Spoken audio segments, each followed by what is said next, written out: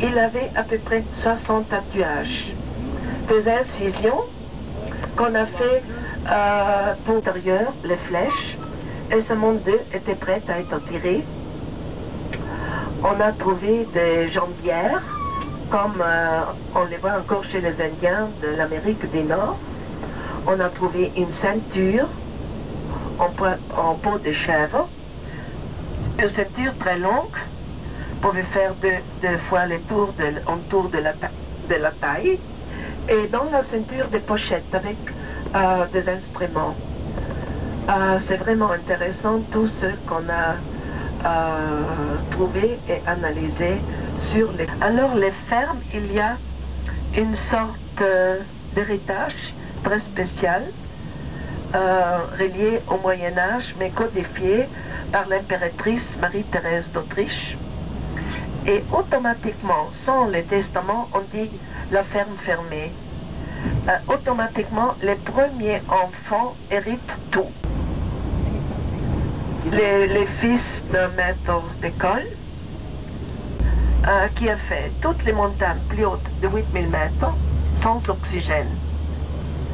Par exemple, mon père, mais il a dû attendre 7 ans avant d'être libéré par le célèbre roi d'Ostrogoth, Théodoric. La résidence se trouvait à Vérone, et par son frère.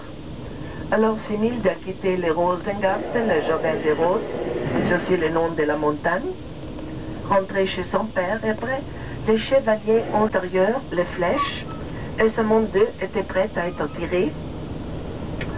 On a trouvé des jambières, comme on les voit encore chez les Indiens de l'Amérique du Nord.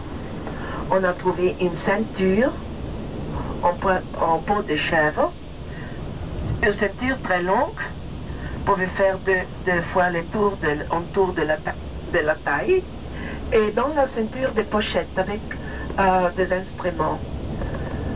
C'est vraiment intéressant tout ce qu'on a trouvé et analysé sur les... Alors les fermes, il y a une sorte d'héritage très spécial relié au Moyen-Âge, mais codifié par l'impératrice Marie-Thérèse d'Autriche. Et automatiquement, sans les testaments, on dit la ferme fermée. Automatiquement, les premiers enfants héritent tout. Les fils d'un maître d'école qui a fait toutes les montagnes plus hautes de 8000 mètres sans oxygène. Par exemple, mon père, mais il a dû attendre 7 ans avant d'être libéré par le célèbre roi d'Ostrogoth, Théodoric. La résidence se trouvait à Vérone, et par son frère. Alors Similde a quitté les Rosengarten, le jardin des roses, c'est aussi le nom de la montagne, rentré chez son père, et après, les chevaliers ont... Ça, c'est vraiment la légende la plus célèbre de Dolomites. Normalement, c'est le virage le plus beau.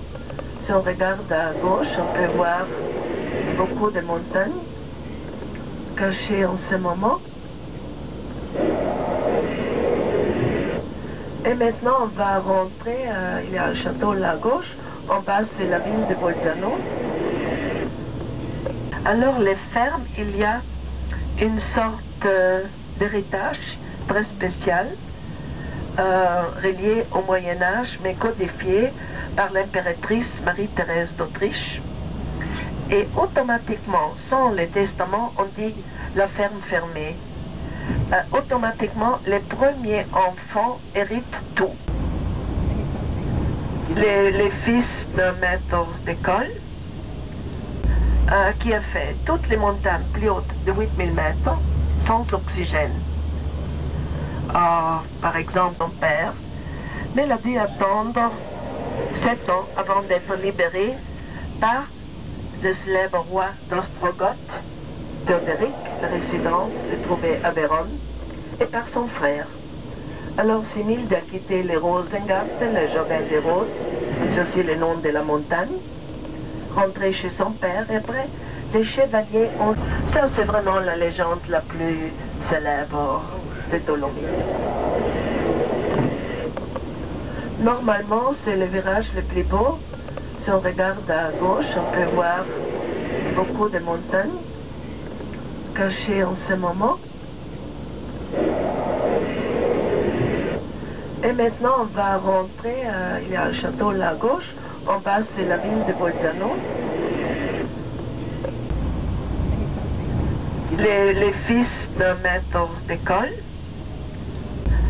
qui a fait toutes les montagnes plus hautes de 8000 mètres sans oxygène.